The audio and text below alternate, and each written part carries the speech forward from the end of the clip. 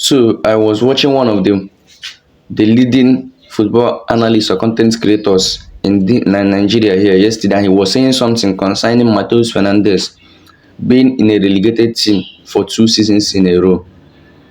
First of all, he was in Southampton relegated. West Ham bought this guy for 40 million from West Ham, from Southampton.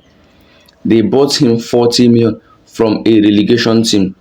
First of all, if relegation, if being a team that were relegated was his fault, like it was his fault, why should he be in a relegation team? Why was Bruno in our team that finished 15th last 2 seasons? Was Bruno not part of the team? So why seeing relegation as a, why using that being in a relegation team as a criteria, as a leverage? It doesn't work like that. If it's like that, Bruno was in a relegation threatening team because relegation nearly threatened Man U last season. So saying that Mateus Fernandez was in a relegation team back to back doesn't justify anything. Elliot Anderson have gone to Man City for 115 million, and West Ham are valuing this guy at 85 million.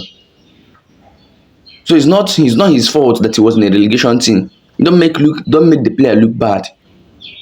The Europa final, Bruno was the person that lost the ball that costed us the goal. All of us, all of you, these people saying this thing, I didn't know what this guy this is. They didn't watch him. They only rate him because he missed a goal against Arsenal. That's where all the hatred comes from. All the hatred is coming based on he missed a chance against Arsenal, not because they have watched him. And looking at the person doing it, I was a bit disappointed in him. I was a bit disappointed because what was that? What were you trying to insinuate? Being in the relegation team is not his fault. He did his best. He was one of the standout players in that team. With the season we finished 15, Bruno was a standout player. So this guy is a standout player for them, and don't use that Declan Rice and Mateus Cunha stuff to justify him, to justify your point.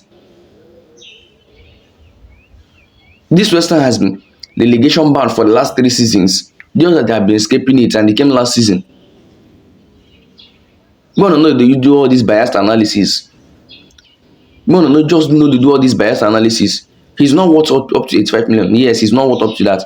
But look at the current transfer market. Look at how things are going. Look at the Felix Mecha that dropped stinker last night. Dortmund are calling 100 million. For a player that have not played in the Premier League, 100 million. They don't have somebody in Premier League, 85 million. Why can't your club negotiate?